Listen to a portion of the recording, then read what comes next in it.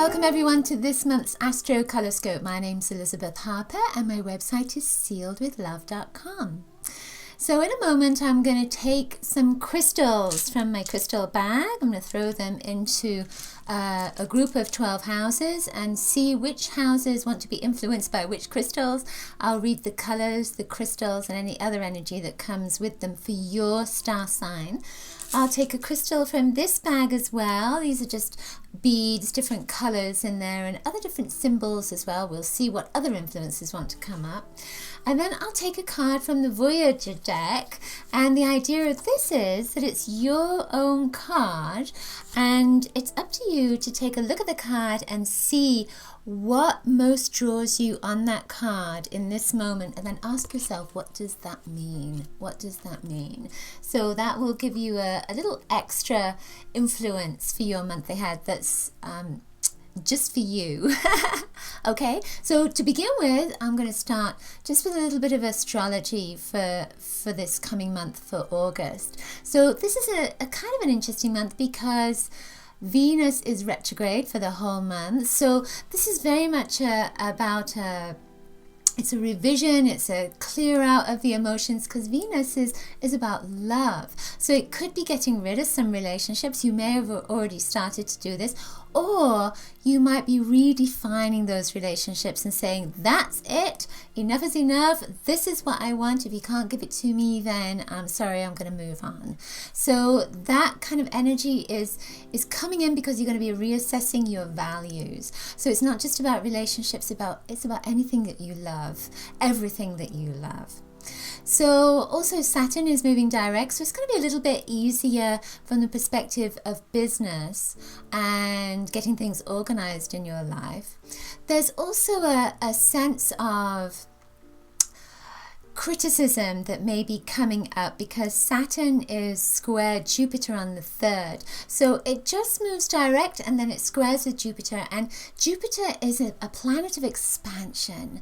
It's like everything is wonderful, and then Saturn is saying, hang on a minute, you need to be more organized, you need to be more stable, you need to be more strict, whereas Jupiter wants to go out and have a good time. So when they're squaring each other, it's almost like you have to, it's not that you have to stop, but you may stop and start looking at what it is you're doing in your life. And it might be about restructuring your business, particularly because I keep feeling like that Saturn energy is coming in around business. So with the Jupiter at square, it's stopping you from maybe spending lots of money and organizing yourself instead. It's that kind of vibe to it. On the 29th is a full moon. There's a new moon, obviously, which is on the 14th.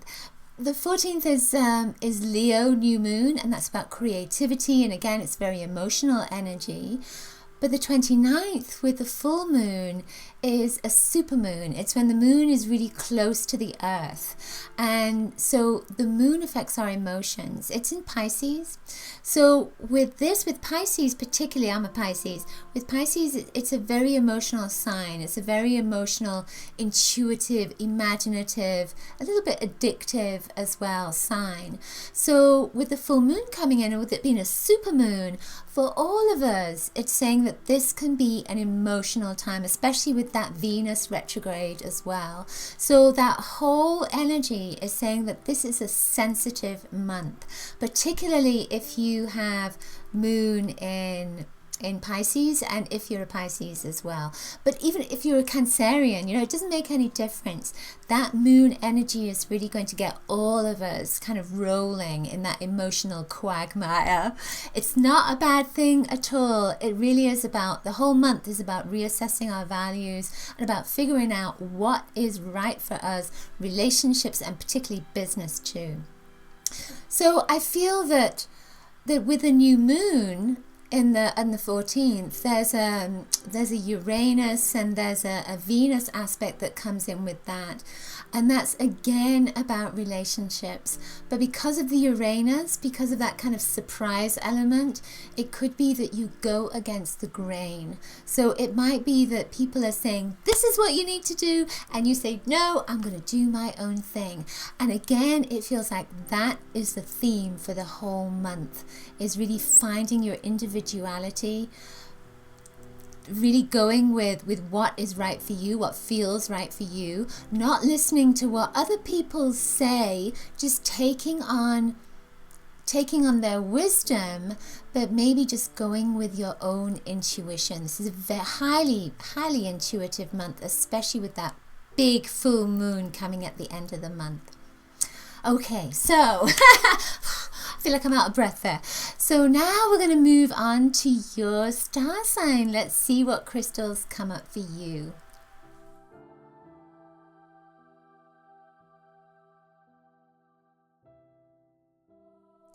Okay, Cancer. So for you, you have a piece of tiger's eye that went into your first house. The first house is very much about you. It's like being born again. So if you imagine the first house is that first 7 years of your life, then this is about learning to walk, learning to read, learning to talk, learning to communicate, that kind of thing. So for you, with this particular stone, it's the sun and it's the earth that's coming in here. So there's almost a sense when I feel into this, there's like you're finding your purpose, you're finding your reason for being. The sun part of this, the yellow part of this, the golden part of this is your solar plexus opening up, your power energies opening up. And because it's in the first house, it's like you're shining your light. So you are going to be saying to people, look at what I've done.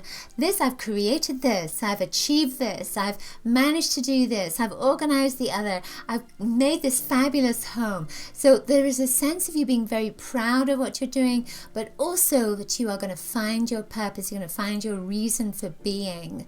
So I'm thinking of it quite often in that way of soul purpose, but it doesn't have to be. It could be something else. It could be that you decide to volunteer for something, or you help someone, and that is part of your purpose. It's like you're shining your light. So whatever happens where you're shining your light, it's going to make you feel really good. So take notice of that, because that is an indicator of your purpose.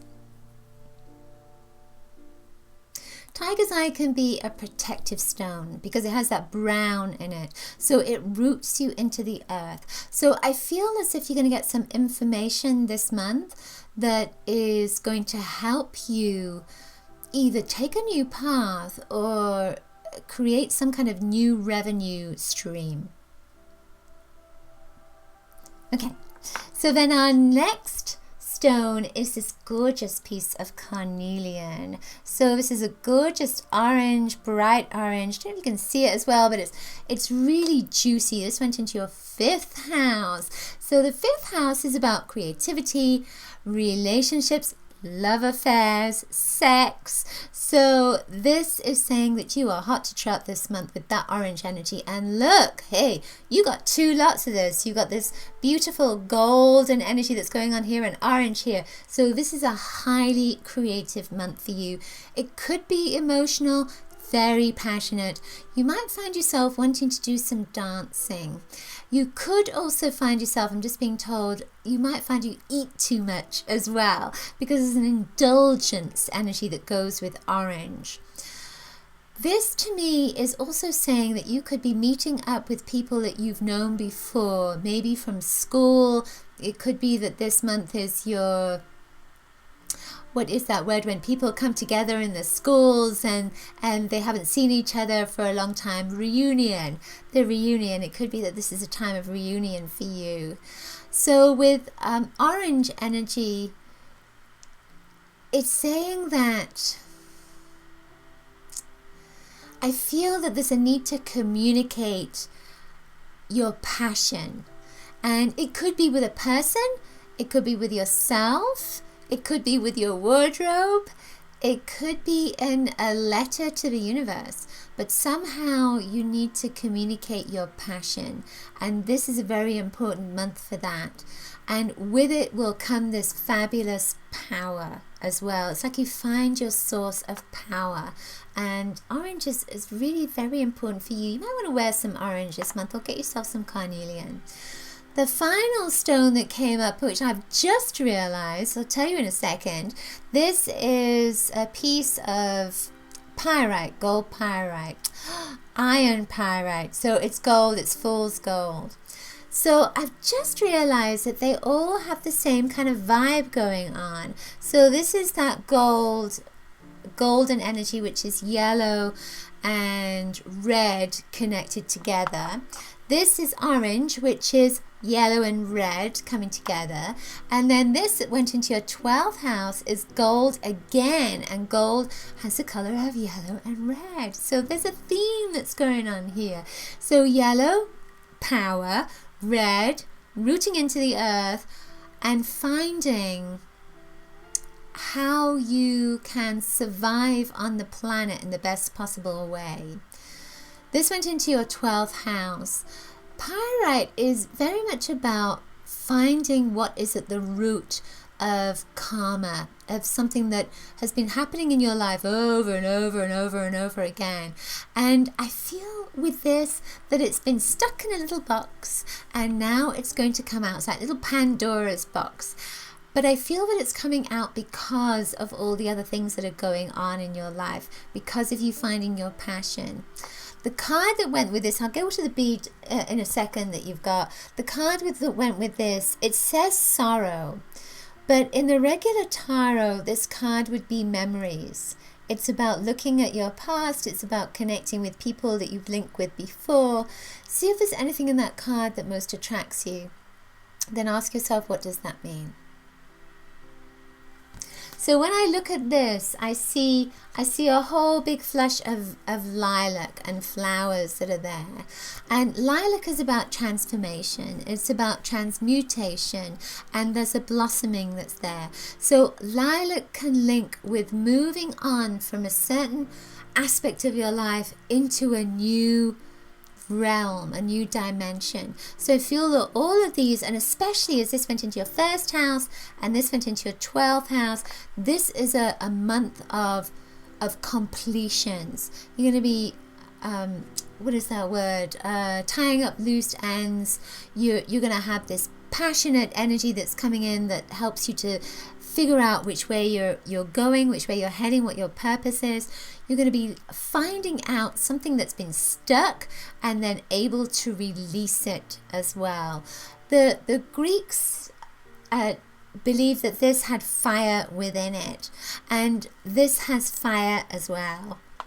And so does this. So this has a fiery energy. This is a fiery energy to a month. There's a lot of abundance that's coming in here. It may come in as money, it may come in as finances, but it will probably move out just as quickly as well with all this fire energy that's going on. The bead that came up for you is indigo, this beautiful indigo bead. And indigo is the third eye. It's about your vision. It's about how you want your life to look. But I feel with this that it's asking you to use your intuition, to listen to what isn't being said, to use your creativity, to get you from A to B, to use your own resources to get you through this month. This is a very powerful month for you.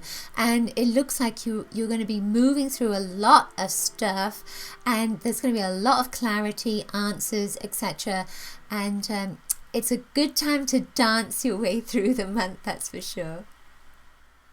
Okay, that's it for this month's Astrocolorscope. Hope you've enjoyed it. Do please give it a thumbs up if you did. Share it on social media with your friends, through email. And also remember to leave me a comment below. Let me know how the messages resonated for you.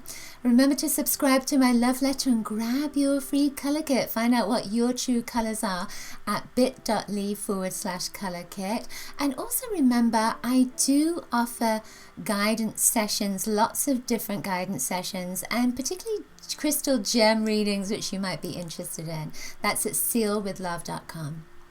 Lots of coloricious blessings until next time. Bye.